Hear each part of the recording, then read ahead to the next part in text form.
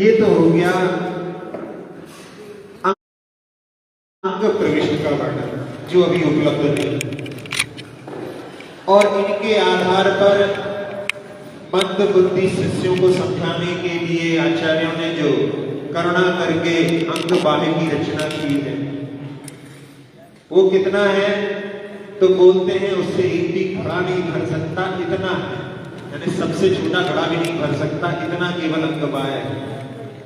और वो अंग बाह्य भी इतना है कि कोई जीवन भर पढ़े तो भी पूरा पढ़ना सामान्य लोगों के लिए महाराज के लगा रहे ना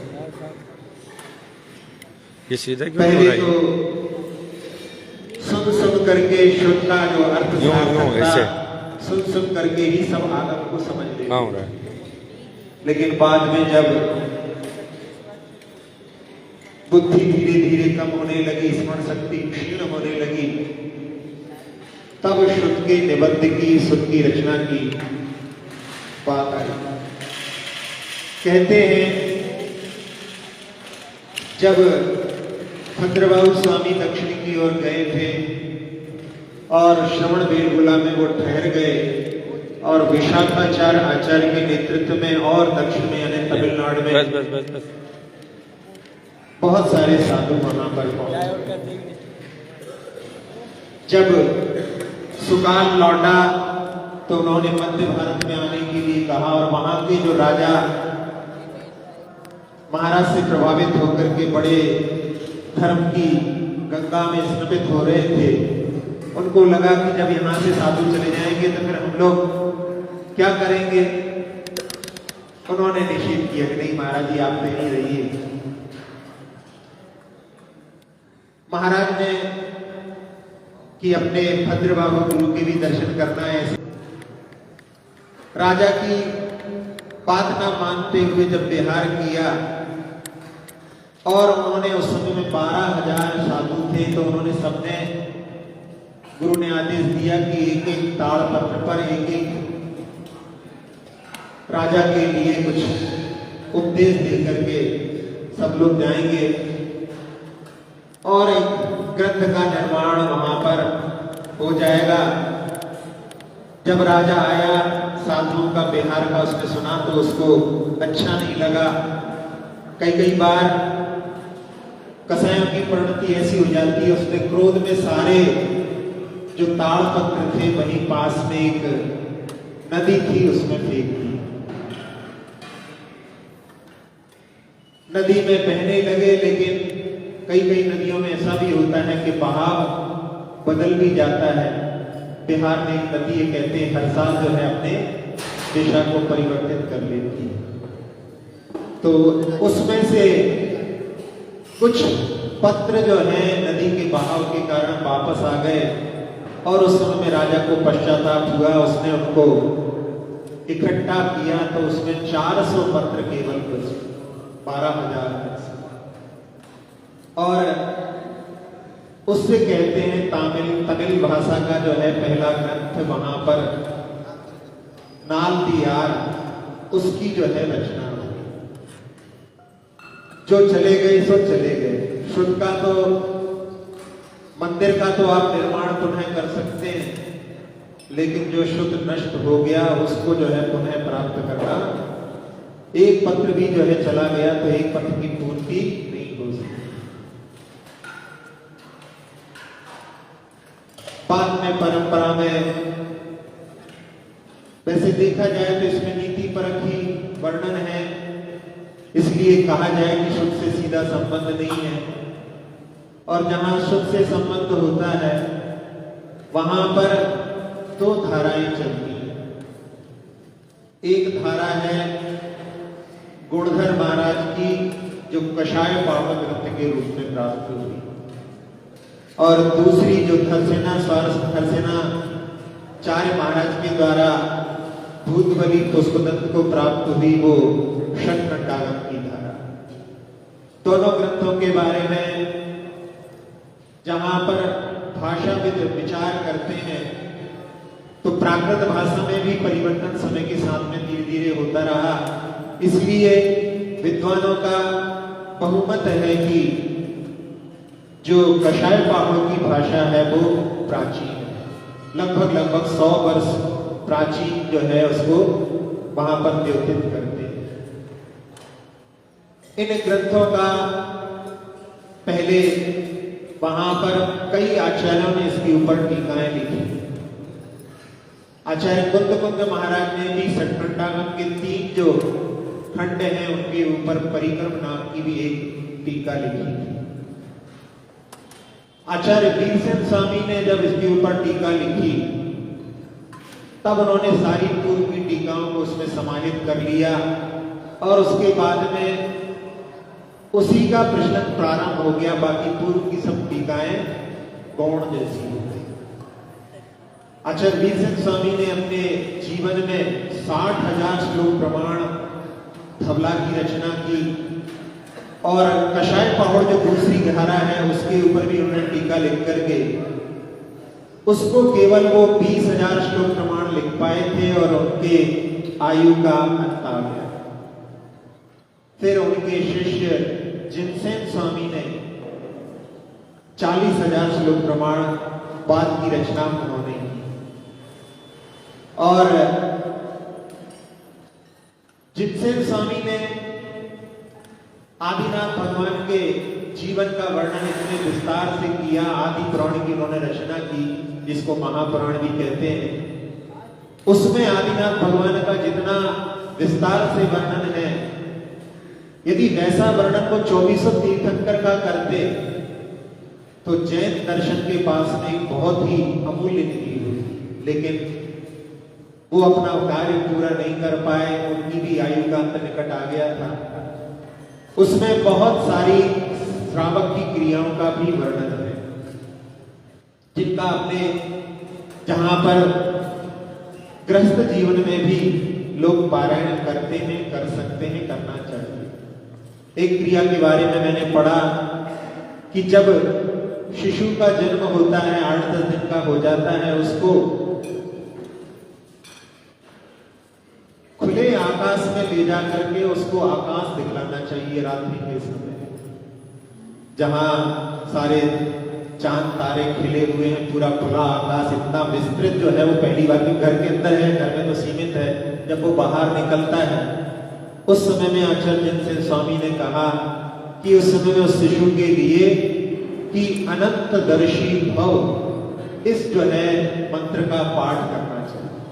भावना ऐसी के आगे चल करके ये अनंत दर्शी बने, ऐसी भावना वहां पर जिनसेन स्वामी ने आदि पुराण में वर्णित की है।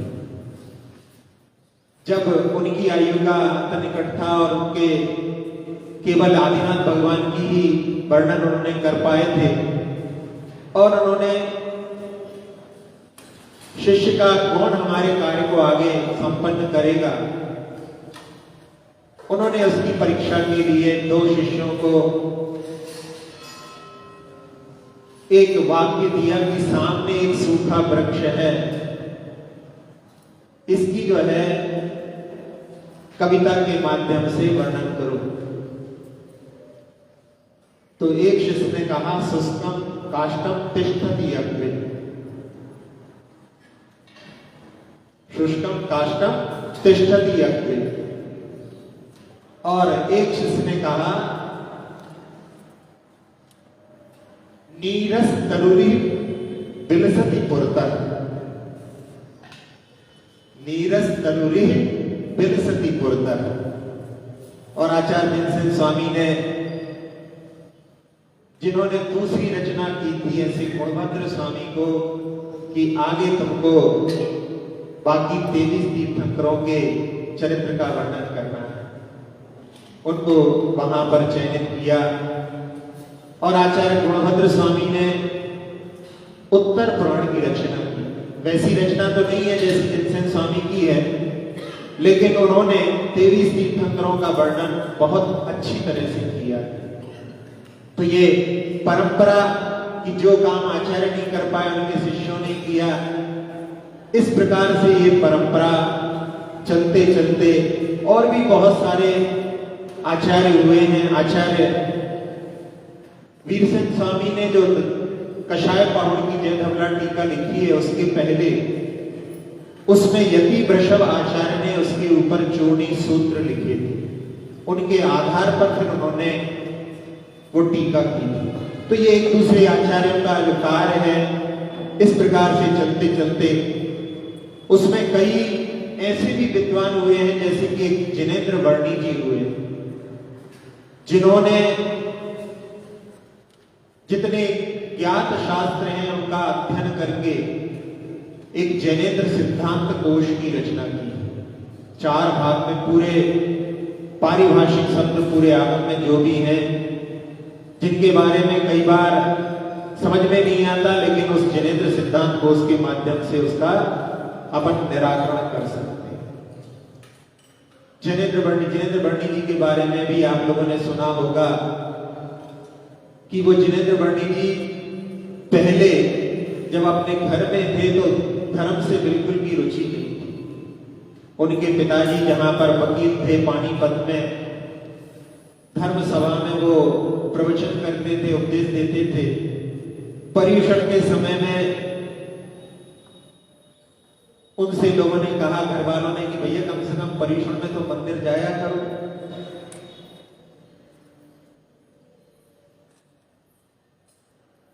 एक आचार्य श्री के शिष्य प्रसंग बीच में याद आ गया।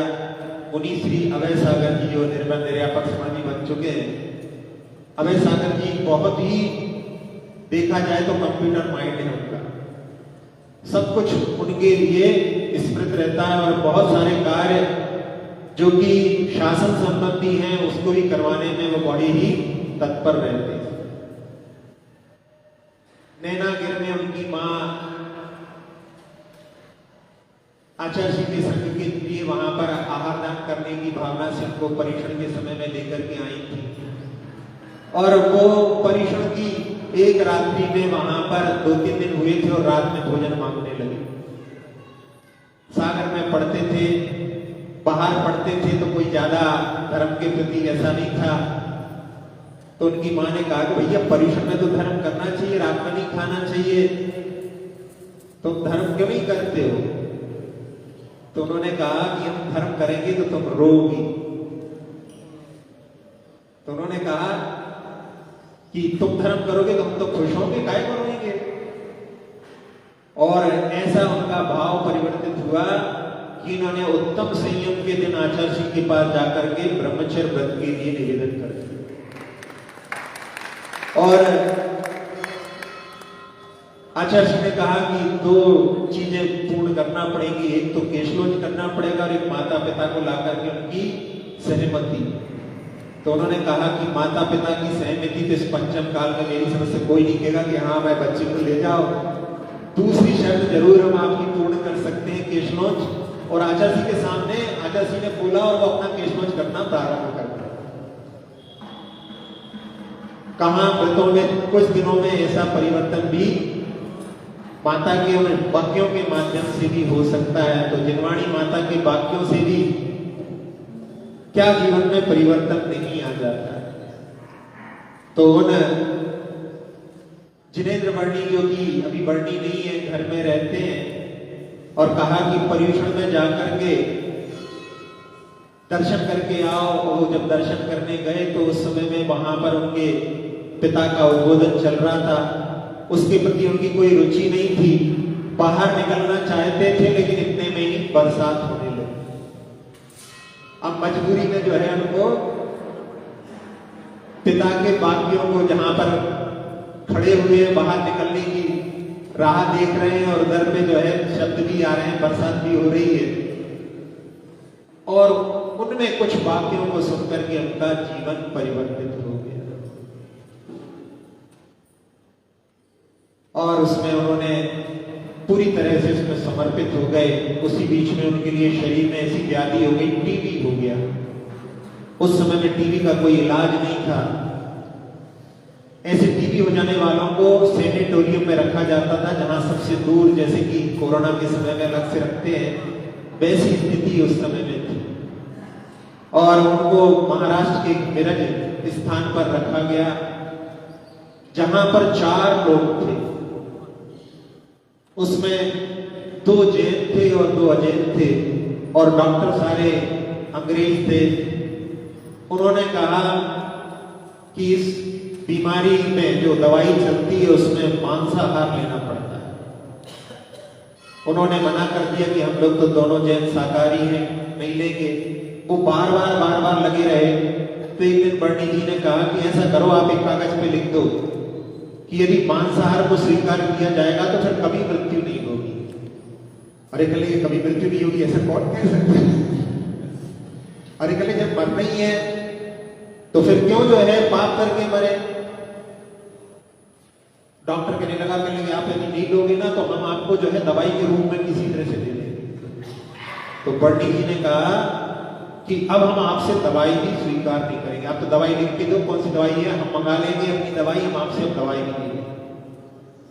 और जो अजैन थे उनकी बातों में जो आ गए, उन्होंने मांसाहार स्वीकार भी कर लिया, लेकिन दोनों जो है उस रोग से बच नहीं पाए। और जिन्होंने उनकी बात को स्वीकार नहीं किया, अपने सिद्धांत पर अड़िग रहे, दोनों के दोनों सुरक्षित रहे। तो ऐसी जो है निष्ठा जो है धर्म के प्रति जिन्होंने अपने जीवन में अपनाई, उसी में एक प्रसंग और बीच में याद आ रहा है कि एक बार एक राजस्थान के ही एक नगर में जहां पर आतताइयों ने आक्रमण कर लिया था, और उस समय में वहां के मंत्री से कहा कि तुम केवल एक चीज अपने साथ में लेकर के निकल सकते हो। अपने घर से सोचा कि कोई बहुमूल्य चीज लेकर के, रत्न आदि लेकर के निकलेगा, लेकिन जब वो वहां से निकला तो अपने सिर पर एक ग्रंथ लेकर के निकला। पूछा क्यों भाई ये किताब लेकर के क्यों जा रहे हो? बोले ये हमारा शास्त्र है, जिनवाणी है, यदि हमारे साथ में रहेगी तो हमारे लिए जीवन में और बहुत से रास्ते मिल जाएंगे। वहां पर वो आत्मा ही सुनकर के एकदम चौंक गया, और जो लूटने की भावना से आया था उसके भी भावों में वहां पर परिवर्तन आ गया। जहां जिनवाणी के रहस्यों को अपन समझते हैं, समझना चाहते हैं, उसमें स्यादवाद नए के माध्यम से बहुत सारी समस्याओं का निदान होता है। इस स्यादवाद को बड़े बड़े शंकराचार्य भी नहीं समझ पाए, उन्होंने भी इसको शायदवाद लिख दिया। बाद के कई विद्वानों ने, जो वैदिक विद्वान है, उन्होंने कहा कि वो इसको समझ नहीं पाए। स्यादवाद में किसी अपेक्षा से कथन किया जाता है, जब द्रव्य दृष्टि से कथन किया जाता है तो वस्तु नित्य होती है, और पर्याय दृष्टि से कथन किया जाता है तो अनित्य होती है। वही चीज नित्य भी है, वही चीज अनित्य भी है, वही चीज एक है, वही चीज अनेक है, और वही है स्वद्रव्य क्षेत्र काल की अपेक्षा से है और परद्रव्य क्षेत्र काल की अपेक्षा से नहीं। एक बार पंडित पन्नालाल जी कहीं महावीर जयंती पर प्रोग्राम करने गए थे, और वहां पर उन्होंने प्रोग्राम में इस स्यादवाद को समझाने लगे तो एक व्यक्ति ने कहा कि हम बहुत वर्षों से सुनते आ रहे हैं कि है भी, नहीं है, अनेक भी है, हमें समझ में नहीं आया आज तक, कुछ ऐसे समझाओ कि जिससे हम समझ सके। पंडित जी ने कहा कि आप अपनी जेब में हाथ डालो, कुछ रखा है? उसमें हाथ डाला, उसने एक टिकट उसके लिए रखा हुआ मिला, उसने कहा हमारे पास में टिकट है। पंडित जी कहने हो गया काम, रुपए निकालते तो भी काम हो जाता, लेकिन टिकट से भी और अच्छा काम हो जाएगा। कहले ये टिकट पर क्या लिखा हुआ है? तो उसने कहा कि इसमें लिखा हुआ है कि दिल्ली से पारसनाथ। तो पंडित जी ने कहा देखो ये टिकट कह रहा है कि ये दिल्ली से पारसनाथ का टिकट है, इसी के साथ साथ में ये भी कह रहा है कि ये दिल्ली से बंबई का नहीं है। एक ही चीज है भी और नहीं भी है, यानी स्वयं द्रव्य क्षेत्र काल भाव की अपेक्षा से यह है और पर द्रव्य क्षेत्र काल भाव की अपेक्षा से नहीं है। कहले हम एक ऐसा टिकट ले लेंगे जो पूरे सब ट्रेनों में चलता हो, तो कहले उसके लिए भी कह सकते हैं कि फिर वो ट्रेन जो है भारत की है तो भारत की अपेक्षा से है और विदेश की अपेक्षा से। उसने कहा कि आज हमें पहली बार समझ में आया कि आप लोग जो कहते हो उसमें कितना रहस्य छुपा हुआ है। तो जिनवाणी जो माता अपने लिए बहुत सारे रहस्यों से भरी हुई है। उसके लिए प्रतिदिन अपने लिए थोड़ा थोड़ा समय निकाल करके अध्ययन करना चाहिए, स्वाध्याय करना चाहिए और साथ साथ में केवल दूसरों पर आधारित नहीं रहना चाहिए, अपने लिए भी अपना प्रयास करना चाहिए। कोई दूसरी सुना दे ऐसा नहीं। कई लोग होते हैं, बुजुर्ग लोग बोल देते हैं हमें सुना दो, लेकिन नहीं, हमें अपना पुरुषार्थ करके धीरे धीरे प्रयास करने पर, जैसे कहते हैं बूंद बूंद से घट भरता है, ऐसे ही प्रयास करने पर धीरे धीरे हमारे लिए, क्योंकि अध्ययन स्वाध्याय के लिए एक हमने बताया था, स्वस्य भावस्य अध्ययन में स्वाध्याय वो भी कहलाता है। अपने भावों का अध्ययन भी हम स्वाध्याय के रूप में फिर वहां पर पढ़ने में समर्थ हो सकते हैं। तो सब लोगों के लिए ऐसे स्वाध्याय की प्राप्ति हो, इसी भावना के साथ में